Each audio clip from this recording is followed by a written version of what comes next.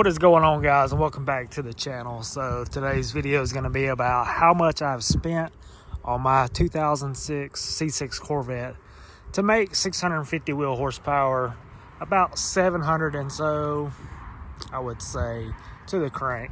So without any further ado, let's get started. Let's get this hood popped. All right, guys, so this is my 2006 LS2 engine that is in my C6, and I believe 05, 06, 07 were the years that they ran the LS2 and the C6. After that, they were all LS3, LS7, or obviously you could get an LS7 if you had a 06, but if you were just going to get a base model, this engine was the LS2. Now, this engine is a pretty good engine. Now, it's no LS3. LS3 is what you really want, but this engine will do you very, very well. So, starting out, what I did is I just did cam only. Obviously, I did little bolt-on support mods for it. So I did the speed engineering headers. I did factory MPP style exhaust off of an 08, I think is where I got those from. So did a Veraram intake, BTR stage 3 cam, and the valve springs and stuff like that. Then ran that for a while. That cost, I think the cam kit was like 500, 540, something like that. Headers were like 450, headers and mid pipe. I got the mufflers off of Facebook Marketplace. I actually got a good deal on them. Got them for like 150 bucks. Ran that for a while. Car made 463 horsepower to the wheels, which is very quick for the time. I enjoyed it for a while, but I always wanted one with a blower on it. So I saved up, looked around for a while, got the A&A Supercharger kit. So I took my Veraram off, obviously. Bought this A&A kit, put it on. This A&A kit starts out at $5,900. But I did upgrades. So what I did was I upgraded to the TI head unit. So I got it. It's supposed to be rated for a little bit more horsepower if you want to turn it up rather than the SI kit. So get the TI. I forgot how much more that was, but I know what the total was, so I will tell you that. So I did the TI kit, upgraded the 50 millimeter blow-off valve, which sounds really good. I really enjoy this blow-off valve a lot. Did the 80-pound injectors. I think they come with 60s maybe, so I did the 80s. Went ahead and did A&A's fuel pump. So this car's running on a single fuel pump kit. So has its own regulator and stuff like that. Has its own return too. So that's a good thing. Ties into the fuel rail. Got a little T. Fuel pump actually sits inside of the rocker panel back here. Ties into the tank. 2 fittings into the tank.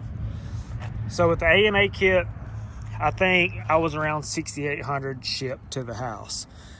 Now that's really not bad considering what other supercharger companies are charging for their kits, because you can get a Whipple, you get a Magnuson, stuff like that. ProCharger, they're all $7,800 and up. They're really expensive. They make really good power too.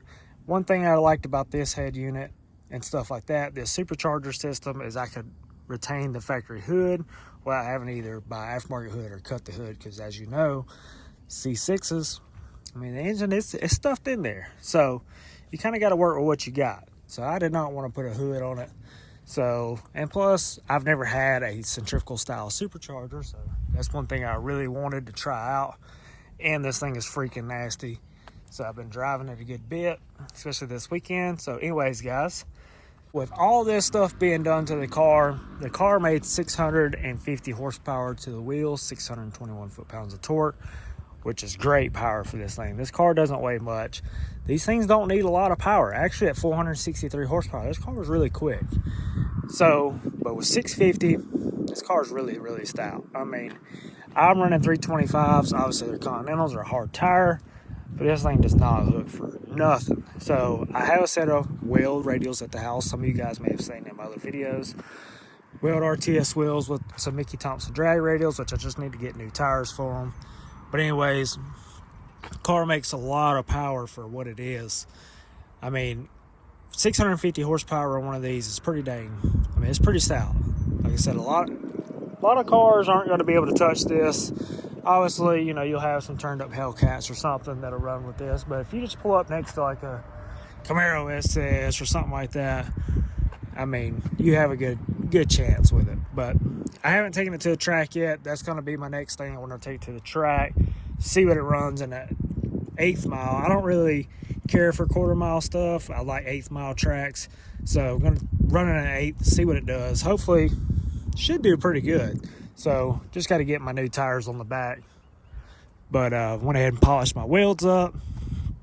But back to getting a little bit off track, but back to what I was saying is without tuning, because tuning, it really depends on who you go to. Everybody's got their own prices and stuff like that, but it's going to be within $100, $150, maybe $200, depends on where you're at and what their people are charging.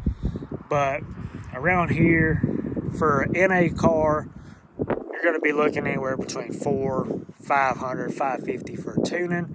Boosted cars anywhere between $550 to $750, sometimes $800. Like I said, it just depends on where you're at and who you go to.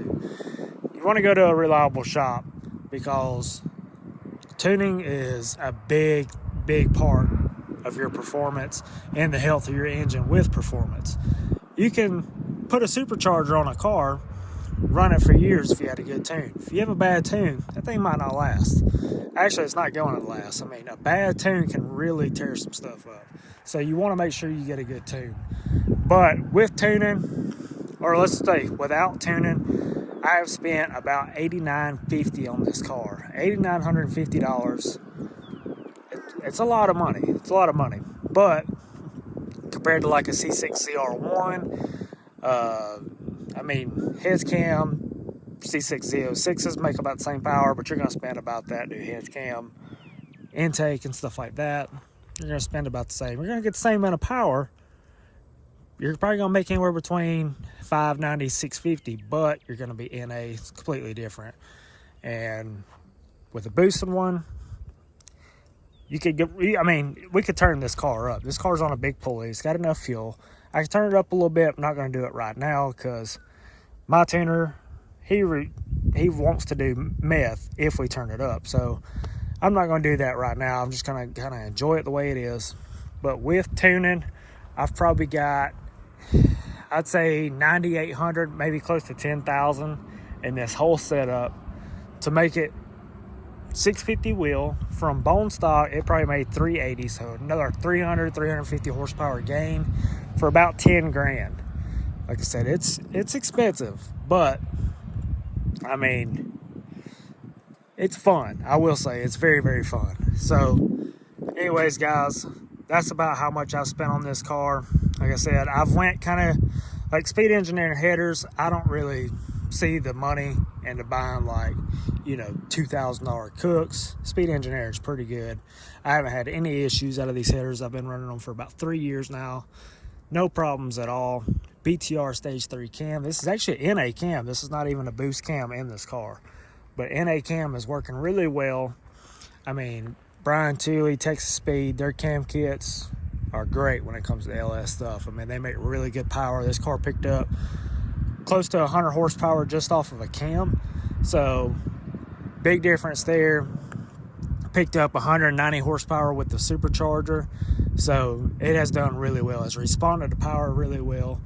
And the thing is, it's stout. So if you're looking into doing this, I suggest it. Especially if you're on the fence about putting an A&A or any type of supercharger on your Corvette. I mean, if you got the money, you can do it. Do it.